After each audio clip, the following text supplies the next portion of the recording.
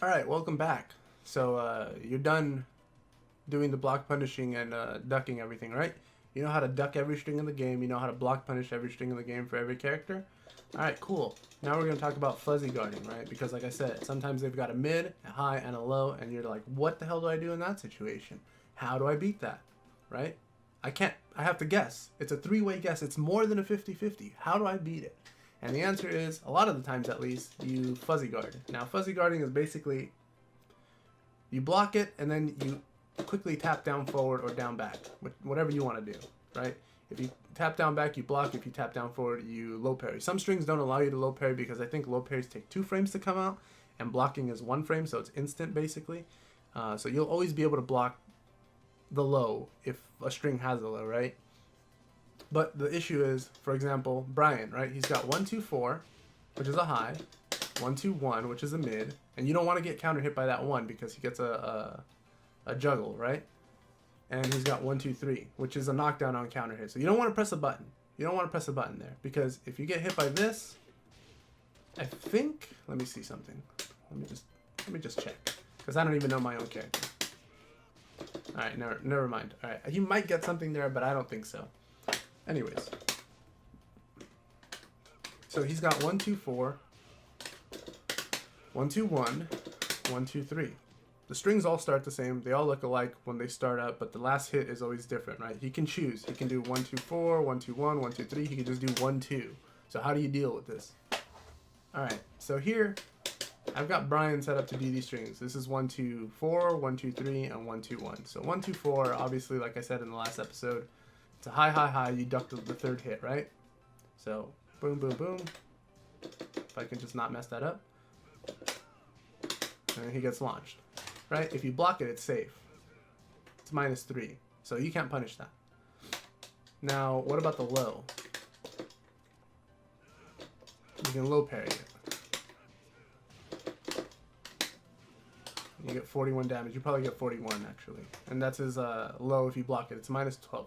In this situation, you want to low parry it because it leads to more damage. If you're not confident in low parrying, or you don't know a low parry combo or something, just block it and punish it with whatever you have. Maybe it's while standing 4 or something, or if you're Brian, it's while standing 3. But also, I really, really recommend that you learn a low parry combo because you're generally going to get more damage, right? If I do this, I get 18 damage. If I do while standing 3, it's 18 damage versus the 40 damage that I got for the low parry, right? But what about this thing? If I duck, I'm going to get hit. Right? What do I do about it? Okay, well, let's see if I don't mess this up. So I'm going to have him do both of them. Alright, I did that too fast.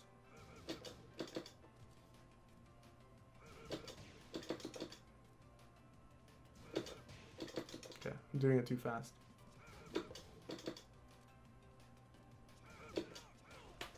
So what I did there is this is why you've got to sit in training mode because you've got to learn the timings for all of these different strings. The 1 comes out a little bit faster than the 3.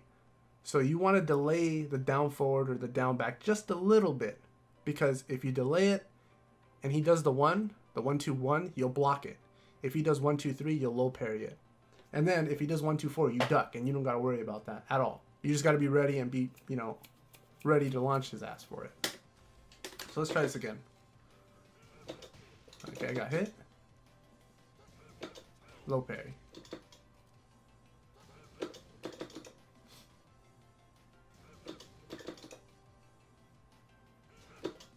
Low parry.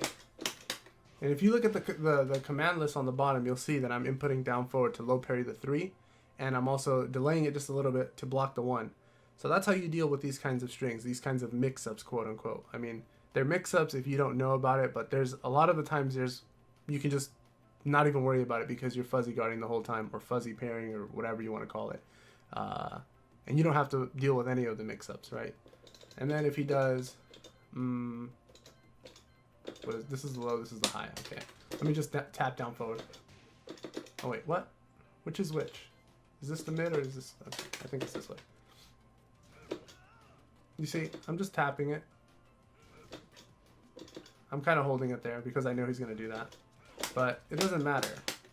If he does the high, you're going to duck it. If he does the low, you're going to low parry. And if he does the mid, you're going to block it. You've got to practice doing this properly though, because if not, you're gonna get hit by the mid. It's better than getting counter hit, but if you can just not get hit at all, obviously that's the best scenario, right? And obviously online there's gonna be other factors and variables like lag or whatever, but that's not the point. The point is you want to be able to do that. I almost had a what's his name? Porky Pig moment. Be able to be. Anyways though, that's the lesson for today. Fuzzy guarding. So now you learned block punishing, ducking, and fuzzy guarding. Now you should be able to beat everyone and you should hit Tekken God Prime no problem, right? Well, no, because there's also other stuff too, like sidestepping, and that's where the game really opens up.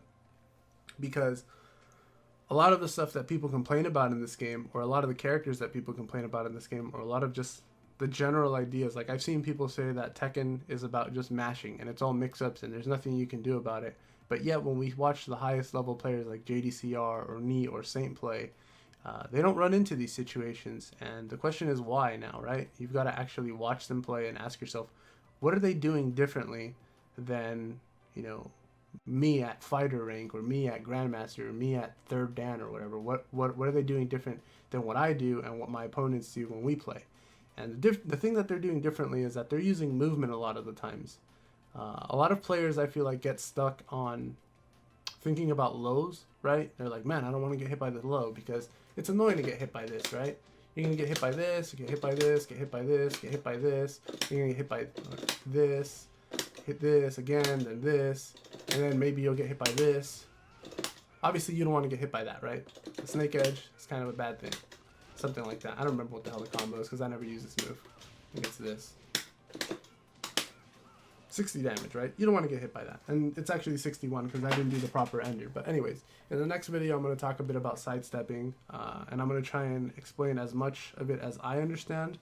And then we're going to tie that in together with the other stuff that I've talked about, which was ducking and blocking. And this way, if you can put all of these things together, you should have no problem defending against your opponent. And basically, if your opponent opens you up, it's because your opponent either knew you were going to do something because you keep doing it and they read you, or your opponent is actually just straight up mixing you up and you're having a hard time reading what your opponent is doing. So, sorry for the rambling in this video, but yeah, come back next time and we're going to talk about sidestepping and we're going to start tying all of this stuff together.